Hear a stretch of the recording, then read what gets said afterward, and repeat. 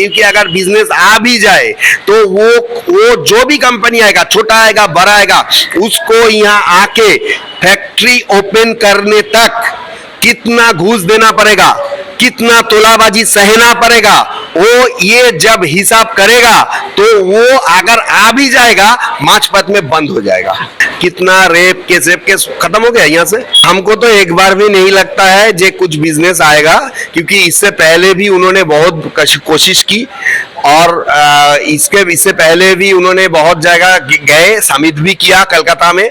लेकिन एक चीज क्या है कि बिजनेस, देखिए बिजनेस आ सकता है, लेकिन जब एक कंपनी यहाँ पर आएगा, जब वो सुनेगा कि यहाँ पर जो रूलिंग पार्टी है इतना तोलाबाजी करता है, हाँ, इतना उन लोगों को काम देने के लिए इतना घमंडी काम करता है, तो वहां पर वो बिजनेस बंद हो जाएगा। आप देखिए ना, ये जो सरकार जैसे टाटा नैनो को बंद किया था एक टाइम में, जो बिजनेस बहुत बड़ा बिजनेस होने वाला था, उसके बाद हमको तो लगता नहीं कि अभी कोई बिजनेस आएगा, उनका हाथ में कोई बिजनेस लगेगा।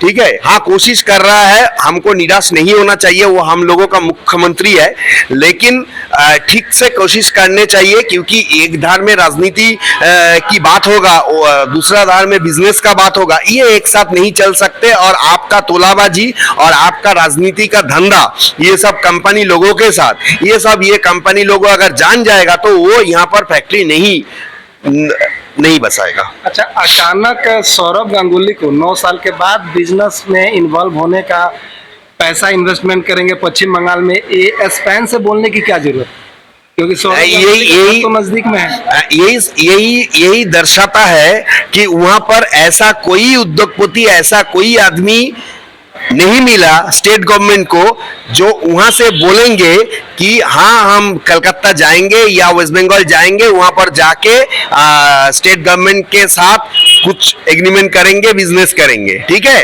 एक ही आदमी को उन्होंने लेकर गए, सौरभ गांगुली। देखिए, वो भी राजनीति से ऊर्ध्व नहीं है, लेकिन हम उसके ऊपर ज्यादा चर्चा नहीं करना चाहते हैं क्योंकि वो एक आदमी तो अच्छा है, ये तो हमको मालूम है, कोई ऐसा उनके ऊपर कोई केस फेस भी नहीं है, और एक टाइम इंडिया का कैप्टन भी था। तो अगर उसका हाथ लेके बिजनेस आएगा तो ये अच्छा होगा। हम किसी सभी जो चीजें हैं, सभी चीज को हम नजरअंदाज से खराब नहीं बोल सकते, सभी चीज को हम बुरा नहीं मान सकते। लेकिन एक बात सही है, ये जो हमको बोलना है आपको, हम एक बात बोल देता है कि वो भी उसको बुलाया गया, शायद उसको कोई प्रेशर से बुलाया गया। कोई ऐसा बंदा नहीं मिला स्पेन में जाके, कोई ऐसा बंदा, कोई ऐसा उद्योगपति, कोई ऐसा बिजनेसमैन नहीं मिला जो बिजनेस वेस्ट बंगाल में आके करेगा, क्योंकि वहां पर जो है वो चुनेगा, बहुत अच्छा प्लेस चुनेगा। वो ऐसा प्लेस, ऐसा घटिया प्लेस जहां पर इतना राजनीति होता है, इतना दलदल होता है, जहां पर इतना तोलाबाजी होता है, फैक्ट्री को बनाने के लेकर, फैक्ट्री को अगर चलाने के लेकर, सभी चीज में वो नहीं इंटरेस्टेड होगा। हमको लगता है कि ये जो लज्जा है, ये जो एक ऐसा चीज हो गया, इसको ढकने के लिए कुछ तो बोलना पड़ेगा, मीडिया के सामने कुछ तो बताना पड़ेगा, इसलिए ढाल बना के, गांगुली जी को ढाल बना के उसका मुंह से कुछ बुलाया दिया। ऐसा ही हुआ। पहले भी बंगाल में ग्लोबल बिजनेस समिट हुआ, अभी तक कितना इन्वेस्टमेंट आया, कितने लोगों को नौकरी मिला, कितने बेरोजगारों को जॉब मिला हुआ है, इसका आंकड़ा अभी भी सरकार नहीं दे पा रही है। तो क्या इस बार स्पेन से जो बिजनेस आने वाला है, उससे क्या बंगाल के जो लोग बेरोजगार हैं, जो लोग आज नौकरी के लिए रास्ते पर भटक रहे हैं, उन लोगों को नौकरी मिलेगा? अरे बिजनेस ही नहीं आएगा तो नौकरी का बात, क्या सवाल आप करते हैं? बिजनेस ही नहीं आएगा, कोई बिजनेस नहीं आएगा, बिजनेस का कोई बात, देखिए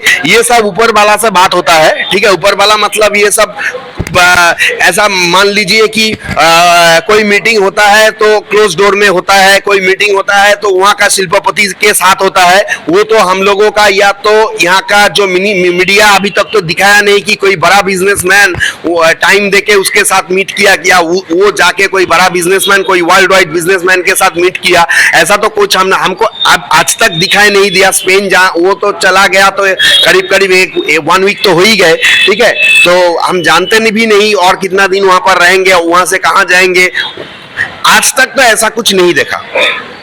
देखिए, स्टेट को चलने के लिए, स्टेट को आगे बढ़ने के लिए बिजनेस का जरूरत है, यहाँ पर शिल्प बनाने का जरूरत है, यहाँ पर काम देना जरूरत है।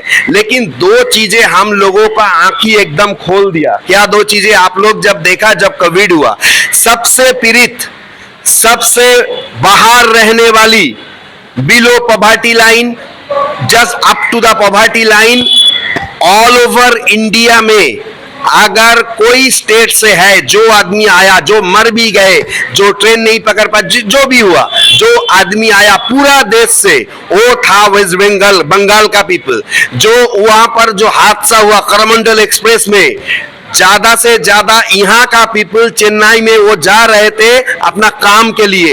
यही दर्शाता है कि ये स्टेट का हाल क्या है। अब देखिए ना, एक चीज अगर यहाँ पर एक छोटा मोटा बिजनेस भी आप स्टार्ट करेंगे तो पुलिस आपका घर आ जाएगा, या तो प्रशासन का कोई आदमी आ जाएगा, उसको हफ्ता देना होगा, उसको पैसा देना होगा, नहीं तो आपका बिजनेस वो बंद कर देगा, आपको दादागिरी करेगा, आपको तोलाबाजी करेगा, आपको वो धमकी देगा।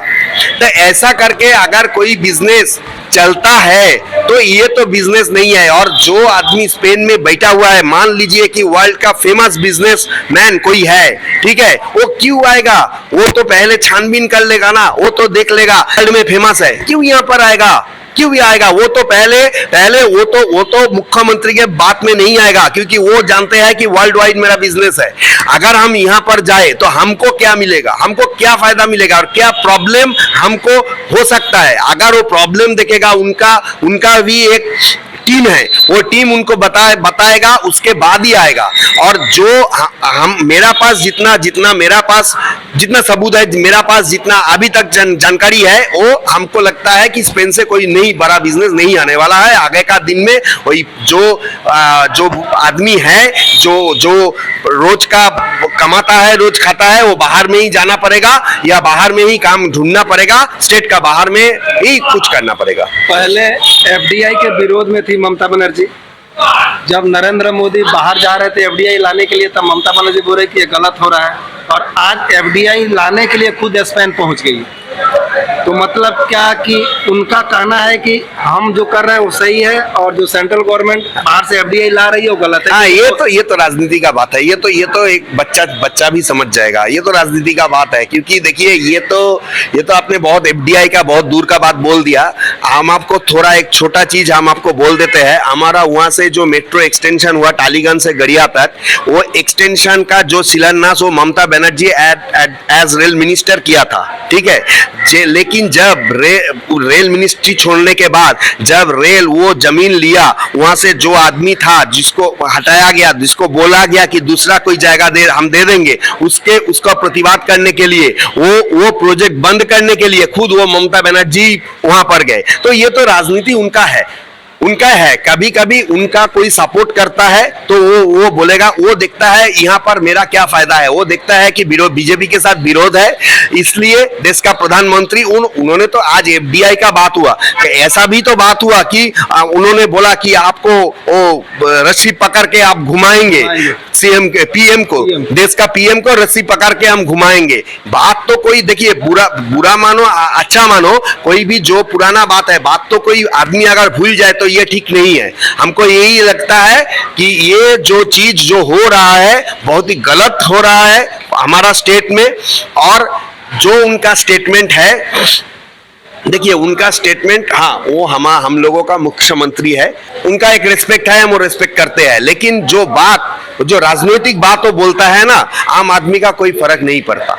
आम आदमी भी जानता है। आप बोलिए ना स्पेन से बिजनेस आए नहीं आए, ठीक है, आम आदमी का कोई फर्क नहीं पड़ने वाला है कि वो जो कन्याश्री लेके उन्होंने शायद उसके रिलेट से बोला, लेकिन हमको लगता नहीं ये सब बोलना चाहिए। और देखिए देश का बात अगर हम बोले, ऐसा बहुत बिल कन्याश्री यहाँ पर चलता है, रेप का केस आप देख लीजिए, कन्याश्री को वर्ल्ड वाइड यूनेस्को सैंक्शन होने के बाद महिला का स्थान क्या है? राजस्थान में आप देखिए, उत्तर प्रदेश में, हाँ उत्तर प्रदेश में अभी थोड़ा सुधर गया, हमारा स्टेट में तो बहुत ही खराब है।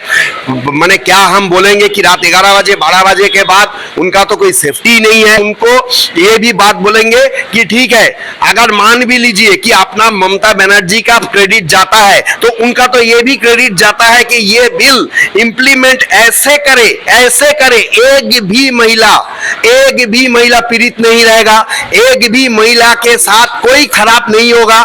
तो आप ये भी बोलिए, ये भी इंश्योर कीजिए। आपका ममता बनर्जी आपका पुलिस मंत्री है, आप तो ये नहीं बोल सकते। इसलिए हमको लगता है सिर्फ बिल आने से कुछ नहीं होगा, ठीक है। बिल के साथ साथ implementation of the bill in A strict mode ये भी करना बहुत जरूरी है। 2021 में ममता बनर्जी बोले थे कि डबल चाकरी होगा, हम तो खमाता में आ जाने दीजिए।